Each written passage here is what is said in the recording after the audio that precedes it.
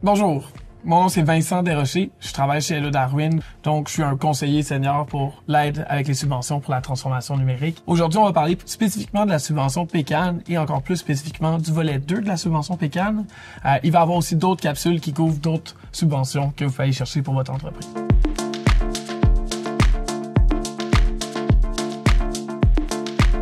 Donc, la subvention Pécan volet 2, c'est quoi?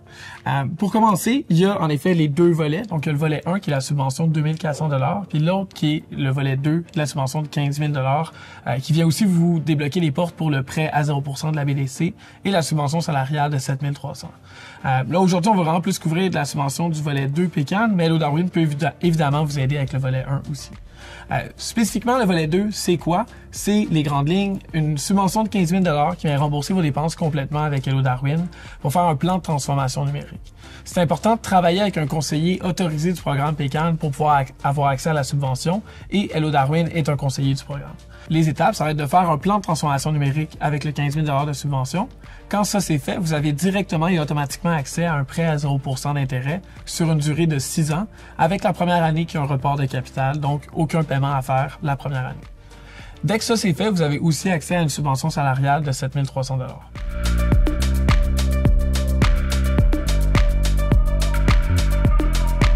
Ça, c'est les grandes lignes de la subvention Pécan volet 2. Qu'est-ce que c'est? Spécifiquement, le plan de transformation numérique et c'est quoi que le volet 2 va venir couvrir comme projet, c'est de la transformation numérique et donc l'amélioration des technologies de l'entreprise. Les projets qui vont être admissibles vont être tous les projets qui touchent l'optimisation, l'amélioration ou l'implantation de technologies qui viennent augmenter la productivité, la rentabilité et la profitabilité de votre entreprise. Concrètement, ça va surtout être des projets qui touchent au logiciel de gestion, qui touchent au site web, au e-commerce, à la cybersécurité et au TI. Les projets qu'on va le plus voir, ça va souvent être des projets qui touchent au ERP, au CRM, au POS, aux inventaires, au logiciel de comptabilité et RH. En gros, ça va souvent être tout ce qui vient toucher à l'organigramme des outils d'une entreprise. Les livrables d'un plan de transformation numérique, ça va principalement être de faire un audit des processus et des logiciels de l'entreprise, d'établir c'est quoi 3 pistes de solutions qui pourraient être mises en place pour augmenter l'efficacité opérationnelle, comme tous les autres objectifs qu'on a mentionnés plus tôt. Ça va être de soumettre 3 pistes de solutions technologiques qui viennent améliorer l'efficacité opérationnelle. On va aussi définir c'est quoi l'échéancier, le budget auquel s'attendre pour le projet et aussi faire le calcul du retour sur investissement qui est prévu à faire avec ce plan de transformation numérique-là et son implantation. Donc, concrètement, ce qu'on vient faire, c'est de regarder c'est quoi l'organigramme des outils technologiques de l'entreprise. On voit quels outils est mis en place, lesquels sont paramétrés, de quelle façon et comment est-ce qu'ils se parlent les uns avec les autres.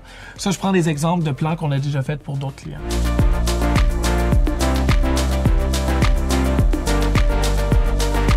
On va regarder c'est quoi le portrait actuel de l'entreprise. On va regarder c'est quoi le portrait souhaité de l'entreprise, c'est quoi les connexions, les implantations qui pourraient être faites pour améliorer sa profitabilité.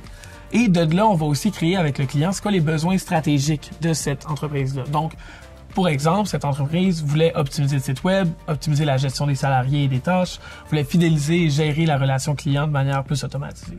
Donc ça, c'est les besoins stratégiques que ce client-là a définis à travers son plan numérique.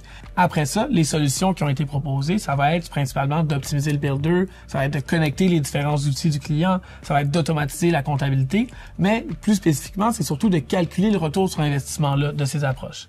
Donc, des fois, ce qu'on vient faire, c'est justement regarder combien de temps est-ce que ça prend à l'interne de gérer ce besoin-là manuellement. On a 2 outils qui se parlent pas entre eux.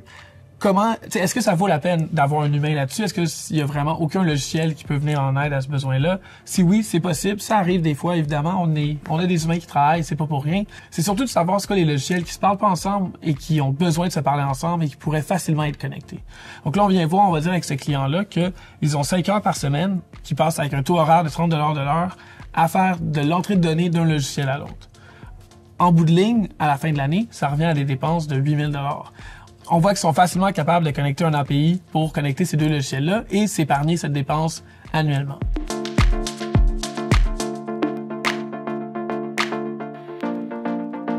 Donc, suite aux solutions technologiques qu'on a mises en place avec le client, on va définir c'est quoi le calcul du retour sur investissement de mettre en place ces solutions-là. Parce que c'est sûr que dans chaque entreprise, il peut y avoir 10, 15, 20 améliorations et optimisations technologiques qui peuvent être faites. C'est lesquelles qui valent la peine, c'est lesquelles qu'on devrait prioriser. Ça, c'est toutes des questions qu'on vient répondre dans le plan numérique. spécifiquement, avec ce client-là, on a remarqué qu'il passait 5 heures par semaine à faire de l'entrée de données d'un logiciel à l'autre. Avec un taux horaire de 30 $ de l'heure, ça revient à des dépenses de 8 000 $ par année.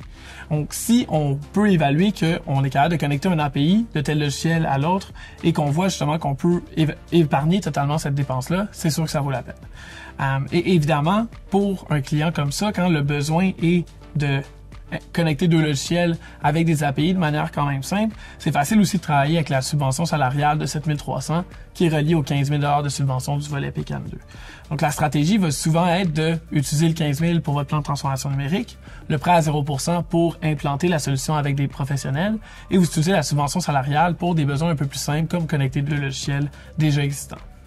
Par la suite, on peut aussi faire des recommandations par rapport à comment augmenter les ventes de l'entreprise puis augmenter sa profitabilité à travers, on va dire, l'augmentation du taux de conversion. Donc, avec ce client-là, on remarquait qu'ils avaient 6 500 visites par mois avec un panier moyen de 370 $.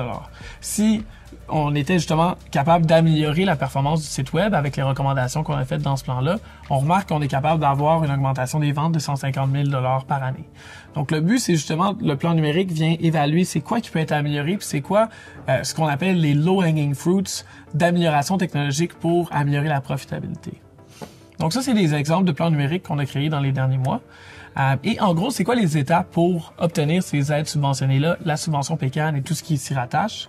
Pour commencer, on veut s'assurer que vous allez être remboursé et que vous êtes éligible à la subvention. Donc, on vous accompagne complètement pour faire la demande. Ça prend 15-20 minutes, vous êtes approuvé et c'est fait, on peut commencer. Dès que c'est fait, on débute le plan numérique. Ça prend environ 40 jours produire un plan de transformation numérique qui est ensuite remis au gouvernement qui va vous être remboursé la totalité des honoraires de 15 000 $ en 7 à 30 jours en moyenne. Dès que ça c'est fait, vous avez automatiquement accès au prêt à 0% de la BDC et la subvention salariale. Deux demandes avec lesquelles Hello Darwin peut vous aider, mais elles sont tellement faciles que c'est rare que vous avez besoin d'aide. Les deux demandes se font en ligne. Vous avez une base de données pour trouver des stagiaires s'il n'y en a pas dans votre réseau que vous connaissez déjà. Et le prêt à 0% de la BDC est octroyé normalement dans 2 à 4 semaines maximum. Dès que le prêt et la subvention salariale sont obtenus, il y a d'autres subventions que vous pouvez aller chercher pour la mise en place qu'on va pouvoir couvrir dans d'autres vidéos.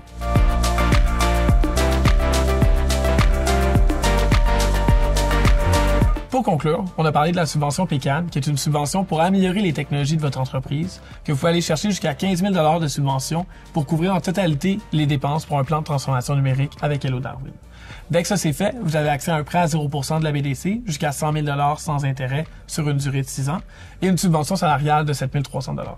Si vous voulez en apprendre plus, si vous voulez qu'on voit comment est-ce que ça peut s'appliquer spécifiquement à votre entreprise, ça va me faire plaisir de prendre un moment pour en discuter. Vous pouvez m'écrire à vincent@hellodarwin.com et on va planifier une rencontre.